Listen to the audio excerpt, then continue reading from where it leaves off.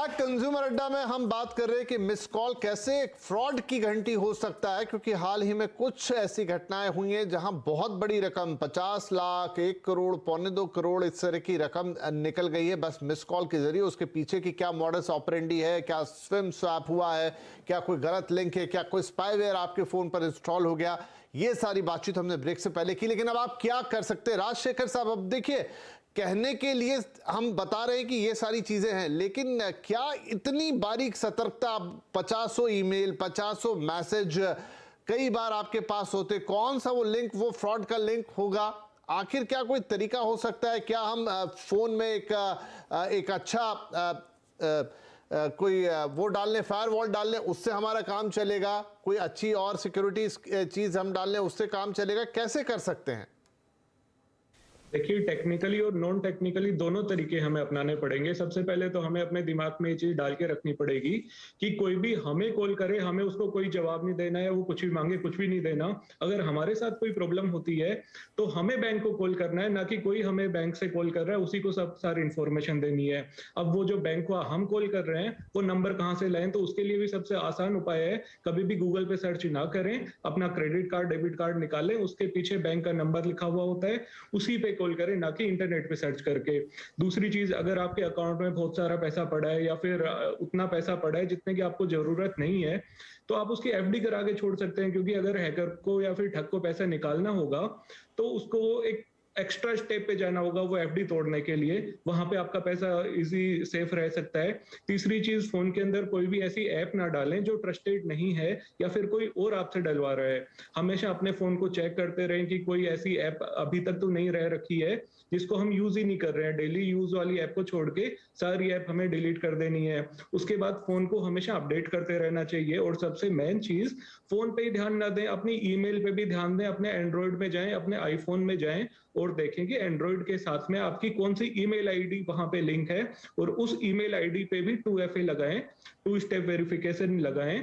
उसका password change करें, easy password ना रखें। और कोई भी ऐप को अगर हम परमिशन दे रहे हैं तो ईमेल रीड की परमिशन, मैसेज रीड की परमिशन, कॉल की परमिशन, ये बिल्कुल भी ना दें जब तक कि वो ऐप बहुत ही ज्यादा ट्रस्टेड नहीं है या फिर उसको आपके कॉन्टेक्ट या मैसेज की जरूरत नहीं है, वहां तक आप उसको ना दें। तो दुग्गल साहब, देखिए, ये बातें अच्छी हम बार बार रिट्रेट भी करते हैं, पर लोग इसको कितना समझते हैं कितना नहीं समझते, कई बार तो एक्सपर्ट से भी गलती हो जाती है। क्या वो वक्त आ गया है कि अब आपको फोन बेचते समय पूरी एक छोटी सी किताब बना देनी चाहिए इन चीजों की, और वो साथ में जानी चाहिए?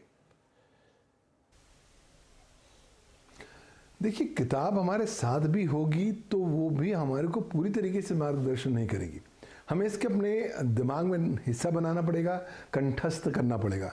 देखिए, समस्या क्या है, हम एक बार किसी प्रकार के साइबर क्राइम के शिकार होते हैं, फिर हमें लगता है कि हम तो एक बार शिकार हो गए, आजीवन शिकार हो ही नहीं सकते। हम अक्सर जो साइबर क्रिमिनल एक्टिविटी है उससे जो सीख है वो लेना भूल जाते हैं। और जो, अगर आप साइबर क्राइम के शिकार नहीं हुए हैं तब तो आपको लगता है कि सारी दुनिया के साथ साइबर क्राइम होगा, मेरे साथ तो होगा नहीं। तो कहीं ना कहीं मानसिकता को बदलने का प्रयास अत्यंत आवश्यकता है। आज समय आ गया है कि हम हर प्रकार की जानकारी को एक डिस्ट्रस्ट और मिसट्रस्ट की भावना से देखें, और किसी भी जानकारी पर तब तक विश्वास ना करें जब तक हम उसकी इंडिपेंडेंट वेरिफिकेशन या ऑथेंटिकेशन ना कर सकें। और दूसरी बात, अगर कोई भी जानकारी आपसे कोई भी मांग रहा है, अगर आप इंफॉर्मेशन नहीं देंगे तो समझ लीजिए कि आसमान नहीं गिरने वाला है, कल सूरज फिर उगेगा और आपके पास फिर मौका होगा। और अगर आप कहीं जल्दबाजी में, पैनिक में, डर में कुछ चीज़ें दे देते हैं तो मान के चलिए कि वो चीज़ें सदैव के लिए गई और आपका पैसा चला गया। और हमारा प्रैक्टिकल एक्सपीरियंस शो करता है कि एक बार पैसा चला जाए तो वापस नहीं आता। तो कोशिश करें कि आप थोड़ी सतर्कता का बर्ताव करें और कोशिश करें कि आप स्वयं साइबर क्राइम के शिकार ना बन सकें। अपने डिवाइसेस को सुरक्षित रखें और डिवाइसेस पर कृपया अपने credit card, debit card information को लिखकर वहां सेव ना करें। कोशिश करें चीज़ों को कंठस्थ करें और सावधानी बरतें और साइबर हाइजीनिक मेथोडोलॉजीज का आप चयन करें। बिल्कुल बिल्कुल, यही चीजें करनी होगी। क्विकली, अमित साहब, समय थोड़ा कम है लेकिन दो चीजों पर आपसे एक क्विक राय चाहेंगे जो आप दर्शकों को बता दें। एक तो स्विम स्वैप वाली आपने बात की, उससे कोई कैसे बच सकता है जो आप अभी बता रहे थे, डिस्क्राइब कर रहे थे, और दूसरा कि ये जो ऐप इंस्टॉल हो गया, क्या अगर आप अपना फोन किसी को नहीं देंगे बावजूद उसके भी ऐप इंस्टॉल हो सकता है जो स्पाईवेयर हो, जैसा इन घटनाओं में आपने जिक्र किया? इन दो चीजों से कोई कैसे बचेगा? बिल्कुल बिल्कुल विपिन जी, ऐप रिमोटली भी इंस्टॉल होते हैं, आपके वाईफाई को कंप्रोमाइज करके भी हो सकते हैं, तो आपकी वाईफाई की सिक्योरिटी भी उतनी जरूरी है। जैसे कि हम बताते हैं कि ओपन वाईफाई यूज मत कीजिए, वहां पे भी कोई नेटवर्क में आके आपको आपके फोन में कुछ डाल सकता है। एक चीज जो मैं यदि थंब रूल दे दूं तो कई बार मेरे से पूछते हैं कोई सिंगल क्लिक सोल्यूशन बता दी, तो मेरे ख्याल से एक चीज जो आसान है करना, कि आप ओटीपी के लिए कोई इंडिपेंडेंट फोन रख लें, क्योंकि नॉर्मली ओटीपी ही चोरी हो रहा है, चाहे वो ऐप के थ्रू हो, चाहे वो बातचीत में हो जाए, चाहे वो आपके लिंक क्लिक करने से हो। यदि आप ओटीपी के लिए ऐसा फोन रख लें जिसमें बाकी एप्लीकेशन इंस्टॉल नहीं होती है या फीचर फोन है, तो काफी हद तक वो आइसोलेटेड रहेगा और फिर वो उसको चोरी होने की संभावना काफी कम हो जाती है।